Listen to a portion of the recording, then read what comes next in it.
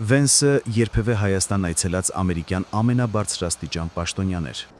Հայաստանում նա մնաց 24 ժամ, Նիկոլ Փաշինյանի հետ հանդես եկավ մամուլի համար համատեղ հայտարարությամբ և ստորագրեց Հայաստանի հետ միջուկային էներգիայի խաղաղ օգտագործման ոլորտում համագործակցության համաձայնագիր, որով Հայաստանը հնարավորություն կստանա Ամերիկայից տեխնոլոգիաներ գնել։ Վենսը Երևանում խոսեց $11 միլիոն հետախուզական դրոնային տեխնոլոգիաների վաճառքի մասին։ Սխալ թարգմանության պատճառով հայտարարվեց, թե նա խոստացել է ամերիկյան $9 միլիարդ ներդրումներ։ Դա այդպես չէ։ Խոսքը վերաբերում է հետևյալին. մինչև $5 միլիարդ սկզբնական ամերիկյան արտահանում, գումարած լրացուցիչ $4 միլիարդ երկարաժամկետ աջակցություն, վառելիքի և սպասարկման պայմանագրերի միջոցով։ Կոնկրետ ինչ է գնվելու ԱՄՆ-ից, առքուվաճառքը երբ է լինելու, ոչինչ հայտնի չէ։ Վենսը նաև խոսեց TRIP-ի մասին, որ խաղաղության հաստատումով պայմանավորված այն տարածաշրջանում առևտրի, տարանցման, էներգետիկ հոսքերի նոր հնարավորություն է բացելու։ Հայաստանի իշխանությունները խոսում են ԱՄՆ-ի հետ մոդուլային ատոմակայան կառուցելու մասին։ $11 միլիոն կարող ենք 15-20 հետախուզական ԱԹՍ գնել, ընդամենը։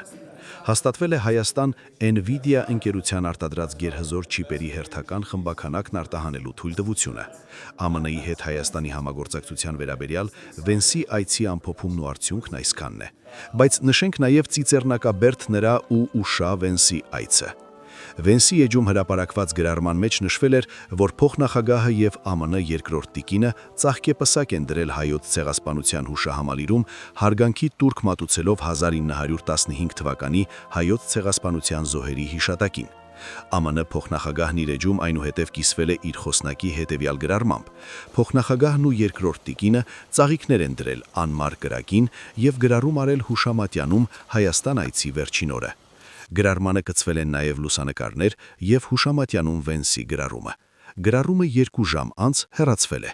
Միջազգային մամուլի ուշադրությունը հատկապես այս դրվագն է գրավել։ CNN, The Associated Press, Reuters, The New York Times, The Washington Times, RBK և Lenta լրատվամիջոցներն անդրադարձան Վենսի գրառումը հեռացնելու փաստին։ Վենսի օգնականը, որի անունը չի նշվում, հայտարարել է, որ առաջին գրառումը հրապարակվել է սխալմամբ, անձնակազմի անդամներից մեկի կողմից, որը Հայաստան չէր էլ եկել։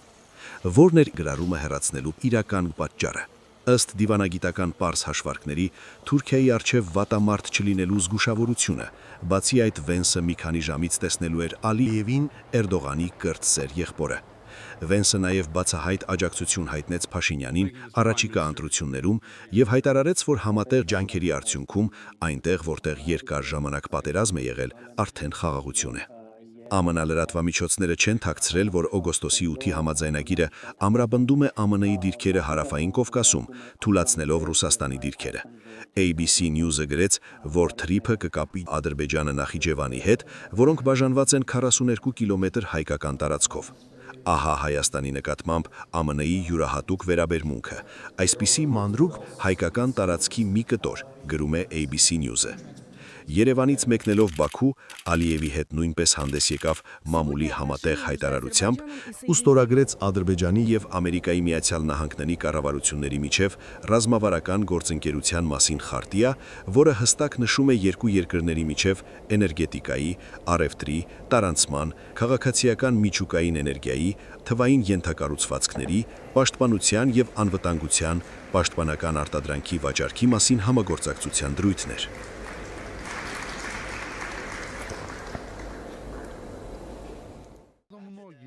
Վենսը ջնջել էր գրառումը քրիստոնյա հայերին ցեղասպանելու իրողությունը վկայող հուշահամալիր իր այցելության մասին, թեև մինչ այդ հայտարարել էր, թե Հայաստանը հնագույն քրիստոնյա պետություններից մեկն է, ինքը ևս քրիստոնյա է, գիտե այս երկիրը ինչ է նշանակում ողջ աշխարհի համար։ Բաքվում նա իր կնոջ հետ այցելել է Շեհիդների պուրակ, հարգանքի տուրք մատուցելով քրիստոնյա հայերին բնաջնջելու և նրանց երկիրը զավթելու համար սպանված ադրբեջանցիների հիշատակին։ Այսպիսով, Վենսը լեգիտիմացրել է Արցախի ու Հայաստանի նկատմամբ ադրբեջանցիների պատերազմական հանցագործությունները, ծավալապաշտական քաղաքականությունը, Արցախը էթնիկ զտման ենթարկելու ծրագիրը։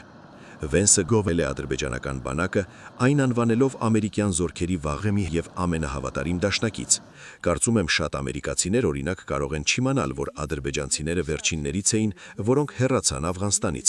Նրանք շատ են աջակցել ահաբեկչության դեմ գլոբալ պատերազմում։ Նրանք Աֆղանստանում կռվել են ամերիկյան ծովային հետևակի հետ ուսուսի և փաստորեն աշխարհի ամենապինդ և ամենակատաղի ռազմիկների թվին դասվելու համբավ են վաստակել։ Եվ ուստի մենք այսօր ցանկանում էինք գալ ցույց տալու մեր գնահատանքը այս բարեկամությանը, հայտարարեց նա Բաքվում։ Այս ամենը մի կողմ մեր գերխնդրի գերիների վերադարձի մասին, որը շատերը կապում էին Վենսի այցի հետ։ Վենսը Բաքվում Ալիևի հետ քննարկել է բանտարկյալների ազատարձակման հարցը, սակայն պաշտոնական այս մեկ տողից բացի այլ տեղեկություն գերիների ազատարձակման մասին չկա։